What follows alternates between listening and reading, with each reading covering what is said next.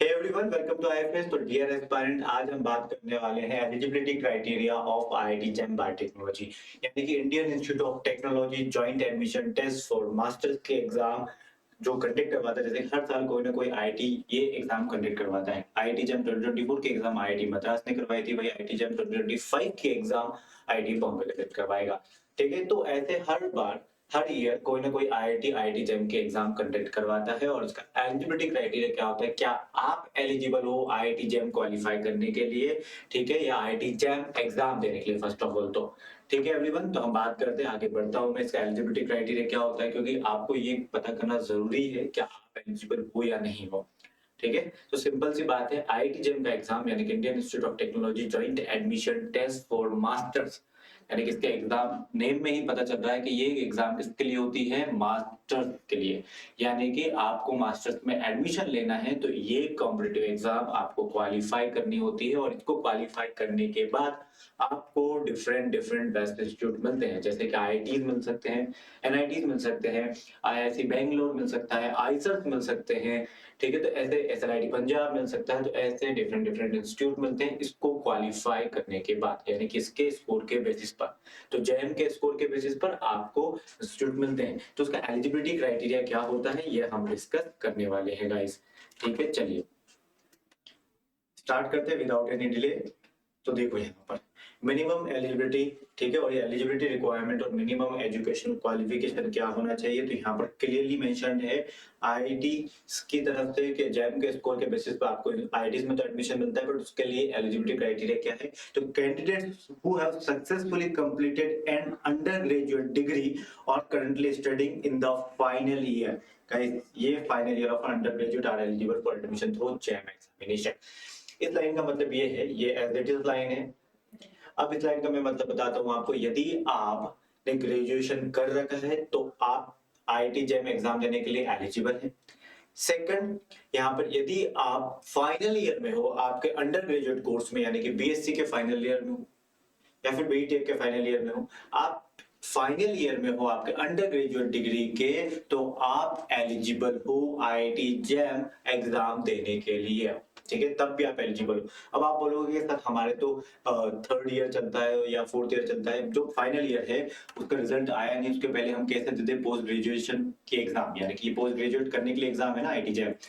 तो यहाँ पर क्या होता है कि जब आप एग्जाम तो दे दो, जब तक उसका रिजल्ट आता है, अब आईआईटी जेम क्या करेगा, आईआईटीज में एडमिशन, तो आईआईटीज क्या बोलते हैं कि जब आप एडमिशन लेने आओगे तब आपके पास, है ना, अंडर ग्रेजुएट डिग्री होना चाहिए, उसका रिजल्ट होना चाहिए। तो तब तक रिजल्ट, जब तक, क्योंकि एग्जाम होगा, फिर उसका रिजल्ट आएगा एग्जाम का, फिर काउंसलिंग स्टार्ट होगी, और काउंसलिंग के बाद फिर एडमिशन स्टार्ट होंगे।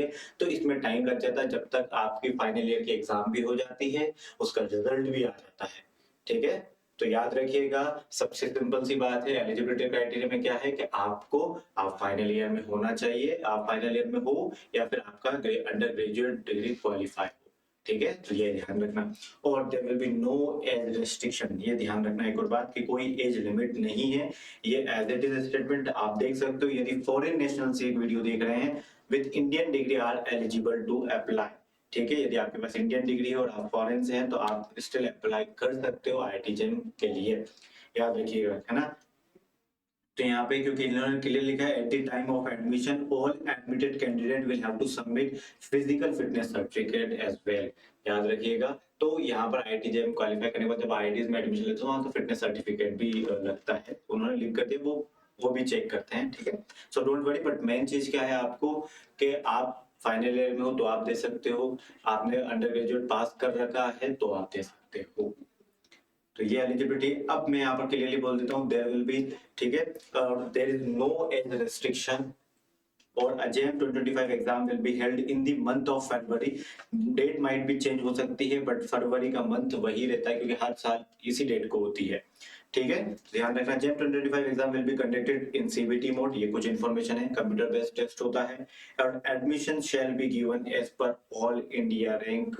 ये ध्यान रखना है आपको, जेम क्वालिफाई हो, कट ऑफ आपने क्लियर कर रखा हो, ठीक है, बट स्टिल उसके बाद भी जिसकी रैंक बेहतर होगी उसको एडमिशन मिलता है।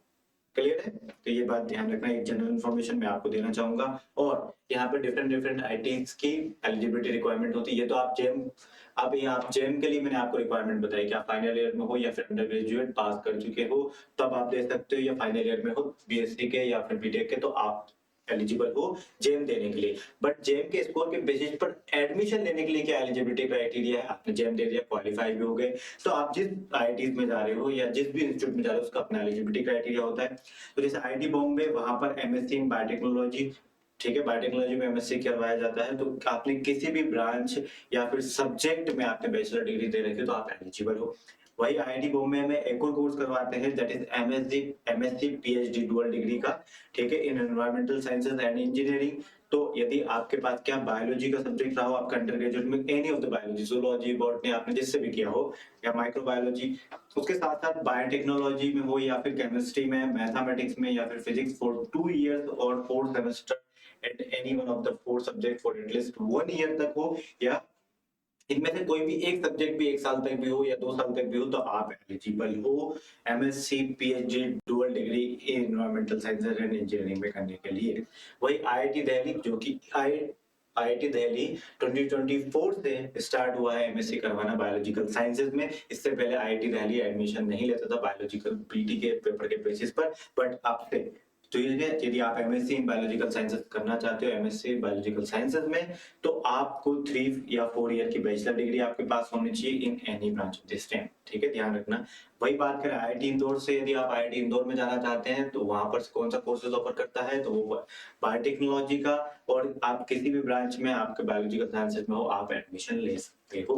आईआईटी रुड़की भी आपको करवाता है, तो MSc in biosciences and bio engineering में यदि आपके पास बैचलर डिग्री हो any branch who qualified JAM paper code BT, तो आप एलिजिबल हो इसके लिए, ठीक है। बट इन सभी के लिए पहला क्राइटेरिया क्या है कि जेम क्वालिफाइड होना चाहिए, दूसरे एलिजिबिलिटी क्राइटेरिया ये जो ये गिवन है यहाँ पर, तो मैंने इसकी आपको एडमिशन तक की एलिजिबिलिटी क्राइटेरिया बता दिया है, ठीक है। वही आईआईटी जेम के बेसिस पर, बायोटेक्नोलॉजी के बेसिस पर, स्कोर के बेसिस पर आप किस किस प्रोग्राम में एडमिशन ले सकते हैं, आप एमएससी में ले सकते हैं, एमएससी टेक्नोलॉजी में ले सकते हैं, एमएस रिसर्च में जा सकते हैं, ठीक है, एमएससी एमटेक की डुअल डिग्री ले सकते हैं, जॉइंट एमएससी पीएचडी कर सकते हैं, या एमएससी पीएचडी डुअल डिग्री के लिए आप अप्लाई कर सकते हैं। ये जेम के स्कोर के बेसिस पर है। और बात यहाँ पर करूं मैं, एक बात ध्यान रखना, कुछ नोट है, एलिजिबिलिटी क्राइटेरिया कंप्लीट हुआ, फिर भी बस ध्यान क्या रखना है कि qualifying in JAM 2024 does not guarantee you to the admission to post graduate program और any scholarship financial assistant.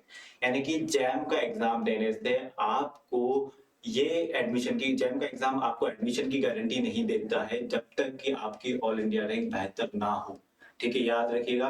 GeM qualify हो गए, कट ऑफ आपने क्लियर करा तो आप क्वालिफाइड हैं, बट आपके ऑल इंडिया रैंक अच्छी नहीं है तो मुश्किल होता है थोड़ा सा एडमिशन लेना, क्योंकि ऑल इंडिया रैंक बेहतर जितनी ज्यादा होती उनको प्रायोरिटी बेसिस पर एडमिशन दिया जाता है। और एक बात ध्यान रखना कि जेम क्वालिफाई करने से आपको मास्टर्स में बेस्ट इंस्टीट्यूट मिलते हैं मास्टर्स डिग्री करने के लिए, बट यहाँ पर कोई फाइनेंशियल असिस्टेंट नहीं देता। यदि आपको लगता था ऐसा कि हमको जेम क्वालिफाई करने के बाद पैसा मिलता है, तो नहीं, आपको बेस्ट इंस्टीट्यूट मिलता है, यही बड़ी बात है, पर मंथ के बेसिस पर या कोई फाइनेंशियल असिस्टेंट नहीं मिलता है, ठीक है। और जेम के स्कोर के बेसिस पे सिर्फ और सिर्फ आईआईटीज में एडमिशन नहीं ले सकते आप, आईआईटीज में तो ले ही सकते हैं, उसके साथ साथ एनआईटीज में ले सकते हैं, आईसेट में ले सकते हैं, आईआईएससी में ले सकते हैं, आईआईपी में ले सकते हैं, जीएन सीएसआर में ले सकते हैं, सीएफटीआई में ले सकते हैं, और सच एज एनआईटीज, आईएसटी, स्पेशलाइटी, और इनमें ले सकते हैं, आईएसटी से पूर्व में एडमिशन आप ले सकते हैं। ध्यान रखिएगा ये सारे इंस्टीट्यूट है जिसमें आप एडमिशन ले सकते हैं। और education qualification for Eicher Bhopal, यदि आप आईसर भोपाल में जाना एडमिशन लेना चाहते हैं तो जेम क्वालिफाइड है और उसके एलिजिबिलिटी क्राइटेरिया है मिनिमम ऑफ फर्स्ट क्लास और इक्विवेलेंट इन बैचलर डिग्री, मतलब आप फर्स्ट डिवीजन से पास हुए हो, ठीक है, इन एनी इक्विवेलेंट डिग्री, और फिजिकल में हो या केमिकल या बायोलॉजिकल साइंसेज में इवन बायोटेक्नोलॉजी के भी आप स्टूडेंट हो तब भी आप कर सकते हो, फार्मास्यूटिकल के, वेटनरी साइंसेज में, या फिर एग्रीकल्चरल साइंसेज में। याद रखिएगा मिनिमम ऑफ फर्स्ट क्लास और इक्विवेलेंट इन बी और बीटेक डिग्री हो तब भी आप ले सकते हो। तो ये पूरा एलिजिबिलिटी क्राइटेरिया रहा एडमिशन लेने के लिए। जेम के लिए एलिजिबिलिटी क्राइटेरिया मैंने आपको बता दिया, सिर्फ वही था कि फाइनल ईयर होना चाहिए या फिर आप अंडर ग्रेजुएट कोर्स पास कर देना चाहिए, ठीक है। नेक्स्ट, तो ये मैंने आपको आईएसएल भोपाल का बताया, ऐसे आईएसएल त्रिपुरा का एलिजिबिलिटी क्राइटेरिया लिखा कि स्टूडेंट विद मिनिमम 60% मार्क्स, याद रखिएगा 60% mark in aggregate overall percentage with all subject, और सीजीपीए कितना होना चाहिए 6.5 on a 10 point scale, bachelor in biological sciences all areas, आप कोई सा फिजियोलॉजी से कर रखा हो, बायोलॉजिकल साइंसेज में किसी भी एरिया में कर रखा हो, या फिर इकोलॉजिकल साइंसेज में कर रखा हो, या फिर मैथमेटिक्स में, क्योंकि ये आईआईटी जब मैथमेटिक्स के बेसिस पर भी लेते हैं, तो केमिस्ट्री, फिजिक्स, मेडिकल साइंसेज या इंजीनियरिंग और एनी इक्विवेलेंट डिग्री कर रखी हो, और साथ साथ उसके आपके पास एक वैलिड स्कोर हो JEE बिल्स का, ठीक है, या फिर ये टिफर की एग्जाम होती है ना, और या फिर जैम का हो, तो आप एलिजिबल हो एडमिशन के लिए आईएसएम त्रिपुरा में। ठीक है एवरीवन, तो मैंने आपको बता भी दिया, तो थैंक यू सो मच। और बाकी सारी अपडेट्स के लिए आप हमारा चैनल सब्सक्राइब कर सकते हैं। और मैं आपको बता देता हूँ कि ये एग्जाम की चीजें आप कहाँ देख सकते हो। सिंपल सा, आपको जाना है आईएफएस ऑनलाइन पर, ठीक है, ये आईएफएस ऑनलाइन आपको ऐप खोल देना है। ऐप ओपन करने के बाद, या फिर ऐप नहीं तो आप वेबसाइट विजिट कर सकते हैं। आपको ऑनलाइन प्रोग्राम सेलेक्ट करना है, सबसे पहले लॉगिन कर लीजिएगा।